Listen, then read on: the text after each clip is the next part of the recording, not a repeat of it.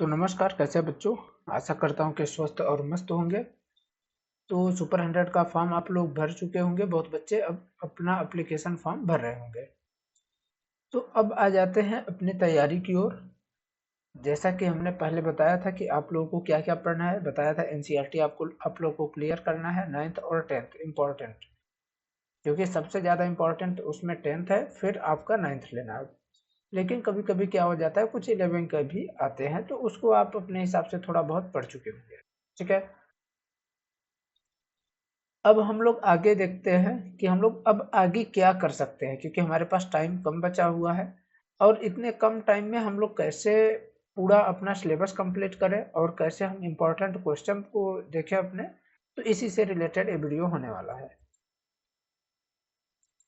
ठीक है, तो सब लोग एकदम बैठ जाइए बढ़िया से, और वीडियो को लास्ट तक जरूर देखें, क्योंकि जब तक आप पूरा वीडियो देखेंगे नहीं तब तक आपका कॉन्सेप्ट क्लियर नहीं होगा।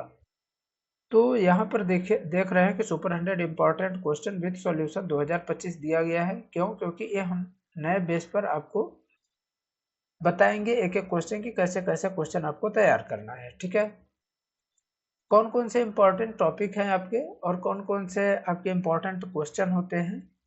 और साथ में हम लोग देखेंगे कि आपका कौन सब्जेक्ट, जैसे अब अभी हम स्टार्ट करने वाले हैं केमिस्ट्री का, तो केमिस्ट्री देखेंगे, केमिस्ट्री के इम्पोर्टेंट जो टॉपिक है यानी जो चैप्टर है उनको, और उनसे जो इम्पोर्टेंट क्वेश्चन है उनको एग्जाम के बेस पर हम लोग देखेंगे। ठीक है, तो चलिए बिना समय बर्बाद किए हुए सबसे पहले क्वेश्चन की ओर आते हैं। हम ये देख रहे हैं रासायनिक अभिक्रिया हमारा चैप्टर है, और वहां से उस टॉपिक से जो हमारे इम्पोर्टेंट क्वेश्चन बन सकते हैं। ठीक है, तो वो सभी इम्पोर्टेंट क्वेश्चन इसमें रहेंगे। तो आप लोग निश्चिंत होकर के इसको लास्ट तक जरूर देखें। तो पहला क्वेश्चन क्या बोल रहा है, किसे रासायनिक अभिक्रिया कहा जाता है। बच्चों ये बहुत ही आसान क्वेश्चन है। इसमें बोल रहा है कि किसे रासायनिक अभिक्रिया कहा जाता है। ऑप्शन नंबर ए मिलता है, किसी पदार्थ को गर्म करना, पदार्थ में परिवर्तन होना, नया पदार्थ बनना, या पानी मिलना। तो यहाँ पर बोल रहे रासायनिक अभिक्रिया हम लोग कब कहते हैं कि कोई पदार्थ, कब हमारा रासायनिक अभिक्रिया हो रहा है किसी पदार्थ में, जब हमको नए पदार्थ बनता है तब हम उसको क्या बोलते हैं, रासायनिक अभिक्रिया हो रही है। इसमें इसका मतलब क्या हो गया कि रासायनिक अभिक्रिया में एक या एक से अधिक पदार्थ मिल करके एक नए पदार्थ का निर्माण करते हैं। जैसे उदाहरण के लिए हम लोग अगर समझे तो मान लीजिए ए है और बी है, तो ये दोनों मिल करके एक कुछ भी उत्पाद अगर देते हैं हमको, यानी अभिक्रिया, दो अभिक्रिया होते हैं, दो पदार्थ हैं, इन दोनों पदार्थ से मिल करके हमको अगर सी प्राप्त हो रहा है तो ये हमारा क्या है, ये हमारी रासायनिक अभिक्रिया है। ठीक है, अगला क्वेश्चन हमारा सेकंड नंबर क्या दिया गया है, रासायनिक समीकरण में जिन पदार्थों से अभिक्रिया शुरू होती है वे क्या कहलाते हैं। बहुत ही कॉमन क्वेश्चन है। बोल रहा है कि रासायनिक जो समीकरण होता है जिन पदार्थों से हमारी अभिक्रिया शुरू होती है उनको क्या कहते हैं, उत्पाद, अभिकारक, उत्प्रेरक, अवक्षेप। तो देखिए यहाँ पर हम एक एक शब्द जो यहाँ पर दिए गए हैं आपको टर्म, एक एक टर्म के बारे में अगर देखेंगे तो अच्छी तरीके से हमको पूरा क्लियर हो जाएगा। उत्पाद हमारा क्या होता है, जो अंतिम अंतिम हमारा जो पदार्थ मिलता है हमको, तो उसको हम लोग उत्पाद बोलते हैं। ठीक है, जैसे अगर उदाहरण के लिए हम समझें अगर कुछ भी चीज, तो कार्बन, या फिर हम लेते हैं H2 और O, हाइड्रोजन और ऑक्सीजन को मिला करके हमारा क्या बनता है, हमारा पानी बनता है H2O। मतलब हाइड्रोजन हाइड्रोजन के दो अणु और ऑक्सीजन के एक अणु मिला देते हैं तो हमारा H2O बनता है। इसका मतलब हमको क्या मिल रहा है, पानी। तो जो पानी मिला H2O, ये हमारा क्या है, ये हमारा उत्पाद है।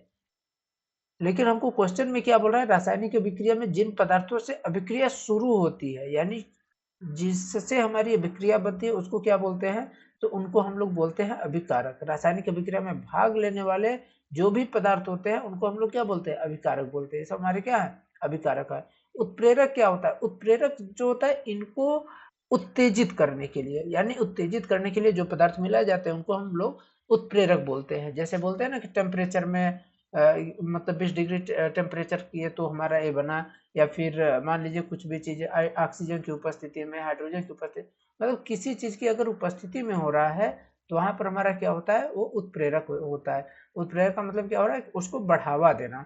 ठीक है। अवक्षेप का मतलब क्या होता है, अवक्षेप जब आप लोग देखते होंगे तो बोलता है कि उसका अवक्षेप हमको प्राप्त हुआ। अवक्षेप मतलब एक एक तरीके से आप कह सकते हैं कि उसका प्रतिरूप प्राप्त होना। ठीक है। चलिए अब हम लोग तीसरे क्वेश्चन की ओर चलते हैं। तीसरा क्वेश्चन हमारा क्या दिया गया है, 2H2 प्लस O2, तो ये मिलकर के हमारा क्या बना, यहाँ पर देखेंगे तो हमारा संतुलित है अभिक्रिया, क्योंकि हाइड्रोजन के हमारे 4 अणु हो रहे हैं और यहाँ भी हाइड्रोजन के 4 अणु, ऑक्सीजन के 2 अणु, तो ऑक्सीजन के भी हमारे 2 अणु। तो बोल रहा है कि ये जो हमारी अभिक्रिया है तो किस प्रकार की ये अभिक्रिया है। ऑप्शन नंबर हमको मिलता है ए वियोजन, ऑप्शन नंबर बी बोल रहा है संयोजन, ऑप्शन नंबर सी बोल रहा है विस्थापन, और ऑप्शन नंबर डी बोल रहा है दोहरा विस्थापन। तो अब हम लोग यहाँ पर एक एक करके समझने का प्रयास करेंगे कि भाई वियोजन क्या होता है। वियोजन का मतलब जैसे नाम से ही आपको पता चल रहा है कि किसी भी पदार्थ का अलग होना। जो वियोजन है इसका मतलब अलग होना। ठीक है। अगर कुछ भी चीज अलग हो रहा है, सॉरी, अलग, ठीक ना, किसी कोई भी अगर पदार्थ अलग हो रहा है किसी से तो वहां पर क्या होता है, वियोजन होता है। संयोजन का मतलब क्या होता है, जुड़ना। संयोजन का मतलब जुड़ना। तो अब यहाँ पर आप लोग अगर देखते हैं तो हमारा हाइड्रोजन और ऑक्सीजन क्या हो रहा है, क्या ये दोनों से अलग हो रहे हैं, तो बोलेंगे नहीं, ये तो आपस में मिल करके हमको एक बना दे रहे हैं। तो क्या हो रहा है, यहाँ पर जुड़ रहे हैं या आपस में क्या हो रहा है, लोगों का मिलन हो रहा है। ठीक है। तो हमको क्या उत्पाद प्राप्त करके दे रहा है, H2O दे रहा है। तो मिल करके तब बना ये हमारा H2O। कि ऐसा हो गया कि ए भी टूट गया और ए भी टूट करके तो हमारा H2O बना, नहीं ना। तो हमारा ऑप्शन नंबर बी क्या हो जाएगा, सही हो जाएगा। ठीक है। फिर भी आगे भी देखते हैं हम लोग क्या है, ऑप्शन नंबर सी हमारा दिया है विस्थापन। विस्थापन का मतलब क्या होता है, विस्थापन बोलते हैं ना कि यहाँ के हमारे गांव के इतने लोग विस्थापित हो गए। विस्थापित का मतलब क्या हो गया, एक स्थान से दूसरे स्थान पर चले जाना। यानी जैसे हमारा अगर ऐसा होता है कि हाइड्रोजन के कुछ अणु ऑक्सीजन में और ऑक्सीजन के कुछ अणु हाइड्रोजन में आ जाते तो यहाँ पर हमारा विस्थापन होता। लेकिन क्या ऐसा हुआ है यहाँ पर, नहीं। क्या हुआ है यहाँ पर, इन दोनों को मिलकर के एक बन गया है। तो ये भी विस्थापन नहीं है। ठीक है। विस्थापन अभिक्रिया नहीं है। क्यों, क्योंकि हमारा है संयोजन अभिक्रिया। दोहरा विस्थापन, अच्छा विस्थापन का मतलब ध्यान रखिएगा, विस्थापन का मतलब कोई एक चला है किसी के पास तो वो विस्थापन। लेकिन दोहरा विस्थापन तब होता है इसका इसके साथ और इसका इसके साथ चला जाए, तो फिर वहां पर दोहरा विस्थापन होता है। ठीक है।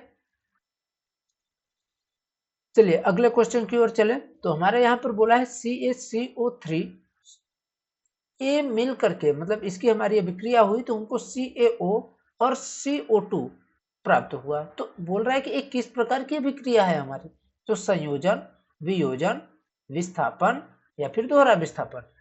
तो अब यहाँ पर क्वेश्चन को आप लोग जब देखेंगे, अभी हम लोगों ने पिछले क्वेश्चन में क्या देखा था कि इन दोनों को मान लो कि मिला करके ए बन रहा है हमको। लेकिन इसमें क्या हो रहा है, इन दोनों से हमको ए प्राप्त हो रहे हैं अलग अलग। तो क्या हो रहा है यहाँ पर, क्या संयोजन हो रहे हैं। क्या संयोजन का मतलब क्या होता है भाई, जुड़ना। तो क्या ये जुड़ रहे हैं, क्या ये ये हमारा है तो क्या ये जुड़ रहा है या फिर अलग हो रहा है। पहले क्वेश्चन को देखिए, यहाँ पर देखेंगे तो समझ में आ जाएगा कि इससे हमारा एक कट करके बन गया। ठीक है। इससे हमारा एक कट के दो अलग अलग पार्ट बन गए। यानी हम अगर देखेंगे तो ये हमारा अगर ए बी है तो यहाँ ए और यहाँ बी बन रहा है। तो वियोजन हो रहा है। क्या वियोजन का मतलब क्या होता है, अलग अलग होना, अलग अलग होना।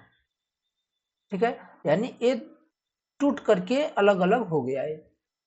विस्थापन का मतलब हमने बताया कि अगर एक स्थान से दूसरे स्थान में जा रहा है, यानी अगर ए वाला बी के पास चला गया, ए का कुछ भाग बी के पास चला गया तो विस्थापन हो गया।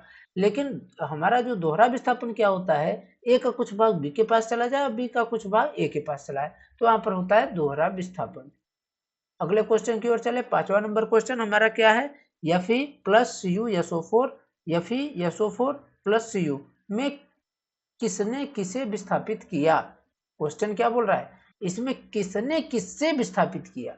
ये नहीं बोल रहा है कि क्या हो रहा है, आपको तो दिख रहा है विस्थापन हो रहा है, लेकिन किसने किसको विस्थापित कर दिया। अब देखो आप कि यहाँ पर हमारा क्या है, Fe है प्लस यू SO4, तो हमारा विस्थापन क्या हो रहा है, किसने विस्थापित किया किसको। यहाँ पर देखेंगे अगर तो CuSO4, तो हमारा क्या बन गया, यहाँ से SO4 हमारा यहाँ पर चला आया, SO4 हमारा Fe के पास चला आया, तो क्या बना FeSO4 प्लस क्या बचा, अकेले Cu बचा।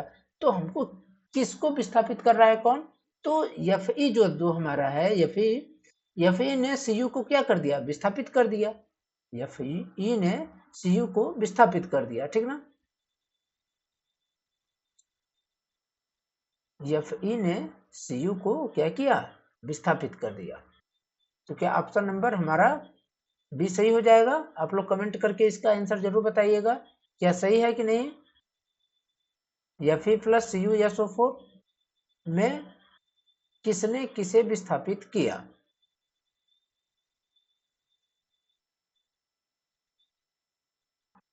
ठीक है, तो इसका सही उत्तर क्या हो जाएगा बच्चों, ऑप्शन नंबर बी ही हमारा सही उत्तर होगा। ठीक है, चलिए अगले क्वेश्चन की ओर चले। अगला क्वेश्चन हमारा 6 नंबर दिया गया है, AgNO3 प्लस NaCl।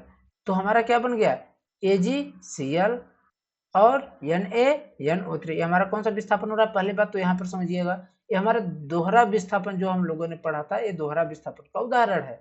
क्या है, दोहरा विस्थापन का उदाहरण। और यहाँ पर जो हमारा हो रहा है, तो यहाँ क्या हमारा दोहरा विस्थापन हो रहा है, तो बोलेंगे नहीं, यहाँ पर हमारा सिर्फ विस्थापन हो रहा है। ठीक है, अब देखिए जैसे दोहरा विस्थापन हो रहा है, तो इसमें क्या बोल रहा है कि AgNO3 प्लस NaCl ये हमको मिला, तो इसमें कौन सा उत्पाद अवक्षेप है, कौन सा उत्पाद अवक्षेप है, यानी पानी में अघुलनशील है। और सफेद अवक्षेप प्राप्त कौन सा करता है, तो हमारा Ag जो Cl होता है वो पानी में अघुलनशील होता है और सफेद अवक्षेप प्राप्त करता है, यानी एक निशानी बना करके दे देता है।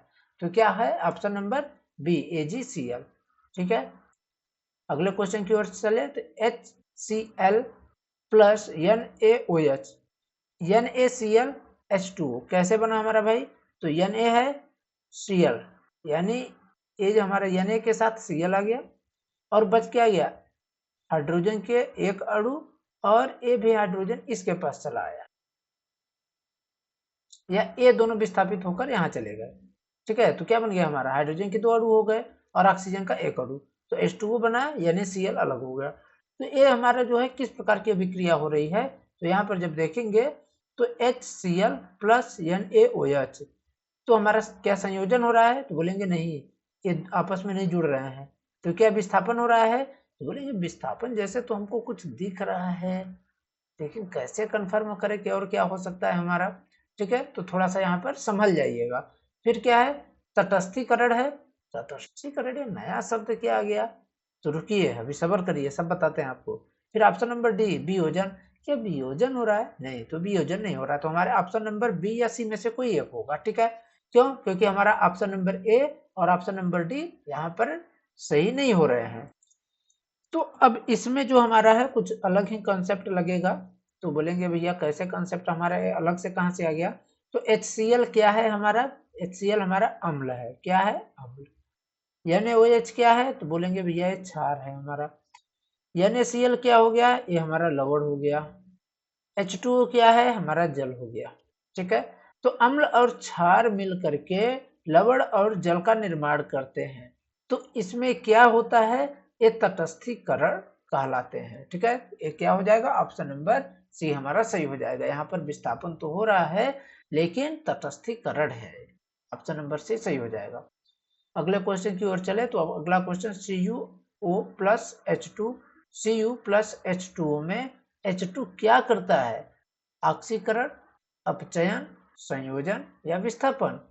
तो बोलेंगे कि जो यहाँ पर हमारा H2 है, तो ये क्या कर रहा है, तो बोलेंगे कि ये अपचयन कर रहा है। ठीक है, तो H2 जो है वो CuO मतलब यहाँ पर जो हमारा ए दिया गया है। ठीक है, CuO कॉपर ऑक्साइड से ऑक्सीजन को क्या कर रहा है, हटा रहा है, और इसे ही क्या बोलते हैं, ऑक्सीजन को अगर हटा रहा है तो इसको बोलते हैं अपचयन। क्या बोलते हैं, अपचयन। तो ऑप्शन नंबर बी हमारा सही हो जाएगा। समझे इस बात को कि नहीं, यहाँ पर क्या हो रहा है, कॉपर जो है ऑक्सीजन को हटा रहा है, तो इसलिए क्या हो रहा है, H2 क्या कर रहा है, यहाँ पर H2 के द्वारा Cu को अलग किया जा रहा है ऑक्सीजन के साथ, यानी ऑक्सीजन को ले लिए, मतलब ऑक्सीजन को ले ले रहा है हाइड्रोजन और Cu अलग हो जा रहा है, तो यहाँ पर क्या हो जा रहा है, अपचयन हो रहा है ऑक्सीजन का। ठीक है, श्वसन किस प्रकार की अभिक्रिया है, उष्माशोषी, उष्माक्षेपी, संयोजन, वियोजन। तो बोलेंगे ऑप्शन नंबर हमारा बी सही हो जाएगा। क्यों, क्योंकि श्वसन के दौरान उष्मा क्या होती है, निकलती है, उष्मा का शोषण नहीं होता है। ठीक है, ऑप्शन 10वां नंबर क्वेश्चन देखते हैं, प्रकाश संश्लेषण किस प्रकार की अभिक्रिया है? ऊष्माक्षेपी, ऊष्माशोषी, संयोजन या विस्थापन। तो ऑप्शन नंबर क्या हो जाएगा? ऊष्माशोषी अभिक्रिया। प्रकाश संश्लेषण किस प्रकार की अभिक्रिया है? ऊष्माशोषी, क्योंकि प्रकाश का क्या करता है? अवशोषण करता है। ठीक है, इस अभिक्रिया में प्रकाश का अवशोषण होता है, तो ये ऊष्माशोषी है। इसमें सूर्य की रोशनी का क्या होती है? अवशोषण होता है सूर्य की रोशनी का। 10वां नंबर क्वेश्चन है, रासायनिक अभिक्रिया की पहचान नहीं है। इसमें से कौन सी आपको बताना है, कौन सी रासायनिक अभिक्रिया की पहचान नहीं है? ताप का उत्पन्न होना, अगर ताप उत्पन्न हो रहा है तो क्या रासायनिक अभिक्रिया हो रही है? रंग में परिवर्तन हो रहा है तो क्या रासायनिक अभिक्रिया हो रही है? अगर गैस में बन रहा है, गैस अगर बन रहा है तो क्या रासायनिक अभिक्रिया है? भौतिक अवस्था में परिवर्तन हो रहा है तो क्या रासायनिक अभिक्रिया है? तो आपको इसमें से सही उत्तर बताना है। तो देखिए, ताप का अगर परिवर्तन होता है तो यहाँ पर रासायनिक अभिक्रिया होती है। ठीक है, तो ये रासायनिक अभिक्रिया हो जाएगी। रंग में भी परिवर्तन होगा तो रासायनिक अभिक्रिया के वजह से ही कुछ न कुछ रंग में परिवर्तन होता है। गैस भी अगर बन रहा है तो रासायनिक अभिक्रिया के वजह से ही बन रहा है। लेकिन भौतिक अवस्था में जो परिवर्तन होता है वो रासायनिक अभिक्रिया उसके लिए आवश्यक नहीं है। तो ऑप्शन नंबर डी हमारा सही हो जाएगा। अगले क्वेश्चन की ओर चले, तो अगला क्वेश्चन हमारा 12 नंबर क्या बोल रहा है? किस अभिक्रिया में ऊष्मा अवशोषित होती है? ऊष्मा अवशोषण हमारा किस अभिक्रिया में होता है? शोषण में। तो बोलेंगे शोषण में क्या ऊष्मा शोषित होती है? नहीं, शोषण में ऊष्मा क्षेपी अभिक्रिया होती है। क्या होती है? अभी हमने पढ़ा है, ऊष्मा क्षेपी, यानी ऊष्मा का अवशोषण नहीं होता यहाँ पर, यानी ऊष्मा निकलती है यहाँ पर। इसके बाद क्या है कि अम्ल क्षार अभिक्रिया। तो ये है क्या? इसमें क्या ऊष्मा का अवशोषण होता है? तो नहीं होगा। प्रकाश संश्लेषण, तो हाँ भाई, प्रकाश संश्लेषण जो होता है अभी हमने ऊपर पढ़ा है कि प्रकाश संश्लेषण में हमारे प्रकाश का क्या होता है? शोषण होता है, यानी प्रकाश को क्या किया जाता है? प्रकाश का अवशोषण कर लिया जाता है। तो ऑप्शन नंबर हमारा सही हो जाएगा। दहन में क्या होता है? प्रकाश निकलती है, आपको भी मालूम होगा कि दहन में ऊर्जा निकलती है। तो ऑप्शन नंबर डी भी हमारा नहीं होगा, तो ऑप्शन नंबर सी हमारा सही हो जाएगा। अगले क्वेश्चन की ओर चले। अगला क्वेश्चन हमारे, रासायनिक अभिक्रिया में अभिकारकों की पहचान कैसे की जाती है? वे बाईं ओर होते हैं, वे दाईं ओर होते हैं, वे तटस्थ होते हैं, केवल गैस होते हैं। तो क्या होता है? ऑप्शन नंबर ए हमारा सही हो जाएगा, वे बाईं ओर होते हैं। रासायनिक अभिक्रिया में अभिकारकों की पहचान करने के लिए देखिए, ये हमारा ए हो गया, ए और बी हो गया, और ये हमको बना करके दे दिया सी, या हमको मान लीजिए कुछ भी अलग उत्पाद बना दिया। बोल रहा है रासायनिक अभिक्रिया में अभिकारकों की पहचान किधर होती है? तो भाई ये हमारा दाहिना साइड हो गया, राइट, ये हमारा लेफ्ट हो गया, लेफ्ट साइड। तो किधर होते हैं? वे बाईं ओर होते हैं। ऑप्शन नंबर ऐसा ही हो गया, क्योंकि इधर ये हमारा अभिकारक है। लेकिन अगर उत्पाद बोला होता है तो किधर होता है? दाहिने साइड होता है। ठीक है, चलिए अगले क्वेश्चन की ओर चले। अगला क्वेश्चन क्या है कि रंग परिवर्तन किसका संकेत है? रंग परिवर्तन किसका संकेत है? तो भौतिक अभिक्रिया का, रासायनिक अभिक्रिया का कोई परिवर्तन नहीं, या गैस का निर्माण। तो ये हमारा, तो भाई आपको पता है कि रंग में अगर परिवर्तन हो रहा है तो वहां पर रासायनिक अभिक्रिया हो रही है। 15 नंबर क्वेश्चन, और इस वीडियो का लास्ट क्वेश्चन, आखिरी, और इस टॉपिक का भी आखिरी क्वेश्चन इंपॉर्टेंट क्या है कि निम्नलिखित में से कौन सी अभिक्रिया में गैस का निर्माण नहीं होता है? तो इसमें बताना है कौन सी एक ऐसी अभिक्रिया है जिसमें गैस का निर्माण नहीं होता है। जिंक प्लस HCl, CaCO3, तो CaO और carbon dioxide, HCl NaOH, CuHNO3।